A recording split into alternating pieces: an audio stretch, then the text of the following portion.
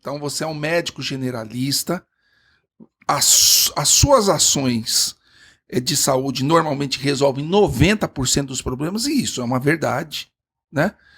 A maioria dos problemas o médico generalista ele consegue resolver, consegue conversar, consegue... Qual é a importância do check-up? Por que fazer um check-up? O check-up, eu já vou começar até falando uma coisa, assim, eu pessoalmente odeio esse termo, check-up, tá? Porque esse termo, ele tem uma conotação extremamente comercial.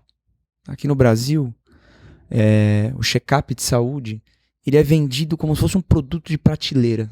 Você entra lá no site de um laboratório, do hospital, eu quero fazer o check-up, e hoje até tem os check-ups, eu tenho o check-up do atleta, check-up do vegano, check-up do executivo, e na verdade, quando você está falando de rastrear doenças, não tem como você pegar um produto de prateleira e oferecer para uma pessoa que você nem sabe o que ela tem. Então, assim, hoje... Você não sabe nem quem é. Você não sabe nem quem é. Hoje você pode entrar num site e você faz um conjunto de exames sem ninguém nem ter te visto. Ninguém sabe o que você tem. Ninguém sabe nada de você. Então, essa situação do check-up, eu até vou falar, trabalhei durante um tempo num check-up de uma grande instituição aqui de São Paulo. E tinha uma coisa lá curiosa, que era o seguinte: você tinha lá um executivo de uma empresa que passava o dia fazendo esse check-up, vinha lá com a bermuda, tudo, perdia um dia de trabalho, ficava dentro de uma instituição, passava com várias especialidades. E tinha até uma coisa, às vezes você tinha um check-up que a tua empresa era mais executiva, às vezes a pessoa tinha direito a fazer mais exames. Quer dizer, a quantidade de exames estava atrelada à posição que você tinha dentro da empresa. E a qualidade do check-up. Então, assim, é uma coisa que, assim, do ponto de vista de raciocínio clínico, não faz nenhum sentido, né? Então, assim, acho que a primeira coisa que eu queria falar é que esse termo ele é um termo que é muito conhecido, então a gente usa esse termo, mas eu queria já trazer essa crítica a como o check-up vem sendo comercializado por aí e que, na minha opinião, é um problema, né? Então eu gosto do termo de rastreamento, né? Essa eu acho que é a palavra, vamos dizer assim, mais correta. Rastreamento. Rastreamento médico, né? O screening em inglês. Desculpa, quando você fala check-up e os pacotes, né? Pacote, vou comprar isso aqui. A gente está largando a predição para lá. Exatamente. A individualização, as medicinas 5Ps, né? A individualização, o indivíduo, a gente também está deixando ele de lado. E a prevenção talvez, né? Mas a predição e a individualização... Você não... Exatamente. É uma coisa muito genuína uma pessoa querer saber se tá tudo bem com a saúde dela. E eu acho que o Dr. Edson já colocou muito bem, que assim, as coisas básicas já dizem se a pessoa tá bem. Você tá conseguindo fazer aquilo que você quer? E isso já é uma grande informação pro profissional de saúde. Parece simples isso, né? Mas às vezes as pessoas não têm essa noção. Às vezes a pessoa vem pra mim e fala assim, eu tô saudável? Eu falo assim, eu que te pergunto. Você tá conseguindo fazer suas coisas? Você tem alguma limitação hoje? Você tem alguma dúvida? Feliz? Você tá feliz? Então, acho que assim, esse é o primeiro ponto, né? E aí é lógico que quando a gente começa a falar de rastreamento, essa pergunta da pessoa, obviamente, ela é muito mais no sentido de, será que tem alguma doença que eu tenho, mas que eu não sei se eu tenho, né? Essa é o primeiro passo. É uma preocupação das pessoas saber se elas têm alguma coisa que está acontecendo ali, que elas podem eventualmente tratar de uma maneira precoce e evitar que isso progrida. Que isso limite a vida dela ou que isso tire a vida dela precocemente. Exatamente. Será que eu tenho ali um pólipo no meu intestino, que é uma lesão pré-maligna? Será que eu tenho uma pré-diabetes, que eu posso eventualmente fazer alguma intervenção hoje e evitar que isso progrida? Então, a ideia do rastreamento é encontrar condições clínicas que possam estar acontecendo já dentro do nosso corpo e eu ainda não estou manifestando isso a partir de um sintoma, né? E quando a gente pensa dessa forma, a primeira coisa que vem é a definição de que é uma doença rastreável.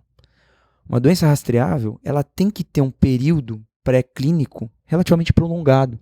Quer dizer, ela tem que estar lá escondidinha. Exatamente. Um tempão para você pegar, opa, tá aqui exatamente, ela. Exatamente.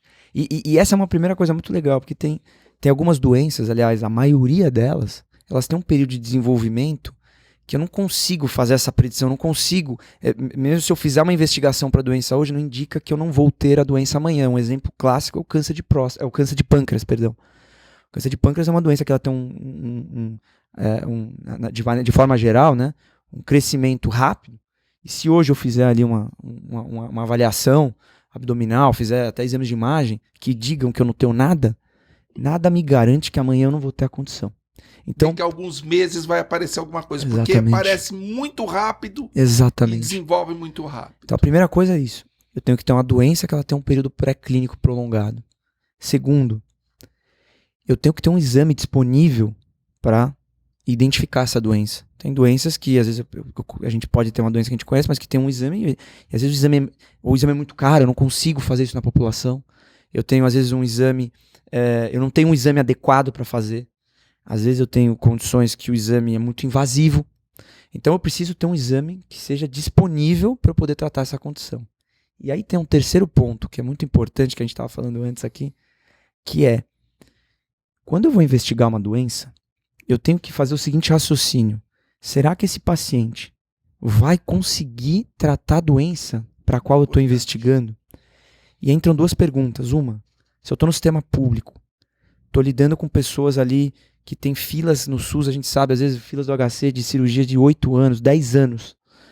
Se eu às vezes vou recomendar um paciente, o paciente vai chegar lá no laboratório popular, faz aqui todos os exames. Se eu encontrar uma doença, o paciente vai poder fazer esse tratamento? Será que eu não vou chegar para uma pessoa que aparentemente não está sentindo nada e eu vou dar para ela um diagnóstico que ela não vai nem conseguir lidar com isso, não tem nem o que fazer com esse tratamento? Ou seja, eu tenho que já estar pensando o que eu vou fazer depois. Se eu tô solicitando um exame para você, eu já sei, doutor, qual que vai ser o próximo passo que eu vou fazer se esse exame vier alterado, né? A utopia deveria tratar tudo, mas o custo não aguenta tratar exatamente. tudo, não tem jeito, né? E até a expectativa da pessoa com o tratamento. Então um exemplo muito legal, que é a investigação da síndrome genética associada ao gene BRCA. Que é o câncer de mama. É o câncer, né? De mama. É um gene que tá associado a formas agressivas e familiares de câncer de mama e ovário. Esse caso ele ficou muito famoso por causa da Angelina Jolie, né? Sim. Quando você vai... Ela tirou os ovários. Ela tirou as mamas. As mamas.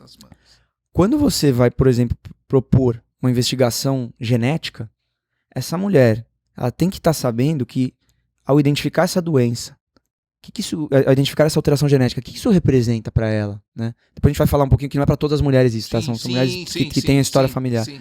Mas o que isso representa? Será que essa mulher entende que o tratamento é super invasivo para, eventualmente, né, você fazer o tratamento profilático, seria a mastectomia bilateral? Tirar as mamas, né? Quer dizer, eu já pensei nisso, então quando eu vou, aqui eu peguei um exemplo extremo, né, mas quando eu vou propor uma coisa dessa, eu preciso saber isso. Preciso saber se a pessoa está disposta a fazer isso. E a pessoa precisa saber isso.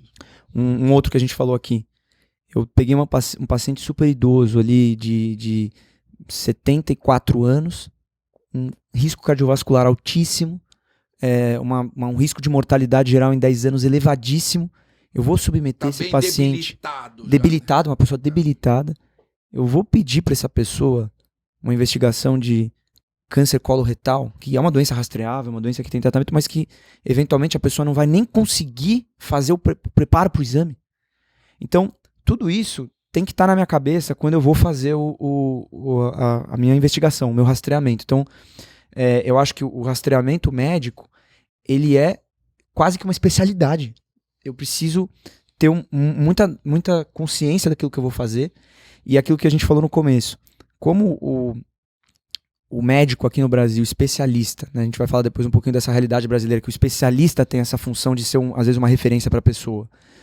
Ele faz a parte de prevenção também, porque a quem a pessoa delega essa responsabilidade, a quem a pessoa confia, é muito importante que o médico, até especialista aqui, tenha pelo menos uma noção básica desses conceitos. Tem que ter clínica médica na alma dele, né? E é importante isso, né, Edson, na nossa formação, né? Sim, por isso que, para se tornar especialista, há necessidade de se formar como um médico primeiro, e não ir direto para uma especialidade, né? Primeiro, nós nos formamos médicos e se espera que a pessoa, dentro de 6 anos da medicina, que eu acho pouco para a medicina, né, dentro de 6 anos, se espera que a pessoa tenha a melhor formação possível generalista, para depois o médico se especializar.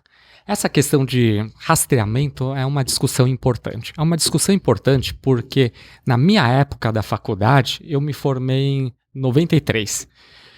Na minha época da faculdade, eu lembro, nós nos formamos na mesma faculdade, que é a Faculdade de Medicina da USP. Como era a formação naquela época? Os professores nos ensinavam a solicitar os exames somente mediante quadro clínico. Ou seja, os professores ensinavam a valorizar o atendimento clínico, a história clínica, a caracterização dos fatores de risco, né? A caracterização dos fatores de risco, o exame físico, o exame neurológico físico completo.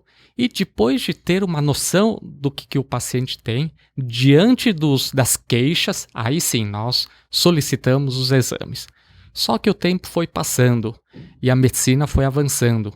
E à medida que a medicina foi avançando, a medicina começou a descobrir várias doenças que ocorrem silenciosamente antes do aparecimento dos sintomas. Isso causou um problema na medicina. Eu, por exemplo, se eu fosse seguir 100% dos preceitos ensinados pelos nossos professores até 1993, né, teríamos várias doenças que nós não faríamos o diagnóstico hoje, né? Bom, então a medicina começou a descobrir várias doenças que cursam de modo silencioso e que nós médicos ativamente devemos correr atrás para fazer esse diagnóstico, né? Por exemplo, vou dar um exemplo, placas de ateromatose, placas de ateroma nas carótidas, né?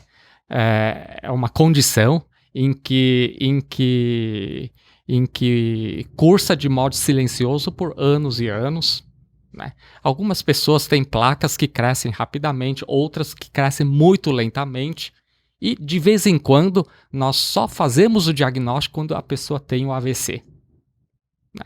E é uma discussão médica se vale a pena ou não pedir a ultrassonografia para detecção de placas na carótida. É uma discussão até hoje, né, se vale a pena ou não pedir rotineiramente, né? Mas só para levantar a discussão. Outro problema, por exemplo, é a questão do câncer. Aí a própria medicina descobriu que vários tipos de tumores malignos, por exemplo, vários tipos de tumores, quando ressecados bem no início, o prognóstico é melhor. Ou seja, que o diagnóstico precoce é importante. Porém, o diagnóstico precoce requer rastreamento. Antes que os sintomas apareçam. Ou seja, tudo aquilo que nós aprendemos antes de solicitar somente os exames na presença de sintoma clínico ou sinais clínicos começou a ruir, né? É claro que nós não podemos generalizar, né? Nós temos que tentar buscar o equilíbrio, mas a medicina está caminhando para isso. De um lado, essa é a discussão, de um lado, começamos a descobrir condições que cursam de modo silencioso no organismo. O meu caso, por exemplo, eu tive, sem saber, doença de Kawasaki, na infância ou adolescência. Eu tinha sintomas inespecíficos. Quando eu era criança ou adolescente, a doença mal tinha sido descrita. Aí passei 50 anos de modo subclínico ou até assintomático. Aí eu fui investigado só aos 50, no meio da pandemia, estava trabalhando demais, o seu pai sabe da história, trabalhando muito, com medo de pegar Covid, eu vendo todos que tiravam máscara para beber água, comer dentro do hospital, pegando Covid. Eu não estava tirando a máscara dentro do hospital, aí eu me desidratava. Aí eu infartei no meio da pandemia. Depois eu fui investigado. Aí sim, foi feito o diagnóstico, atualmente eu estou tratado, anticoagulado, etc, etc. Só que o rastreamento habitual, ou seja, o check-up cardiocirculatório habitual, não pega a minha condição. Né? Para pegar a minha condição, teria que fazer pelo menos uma angiotomografia das coronárias, por exemplo, para detectar as alterações. Agora, vamos voltar... Ou seja, é uma discussão. É uma tudo discussão. isso. Vamos voltar essa bola aqui. Ele que vai ter que responder isso aqui pra gente.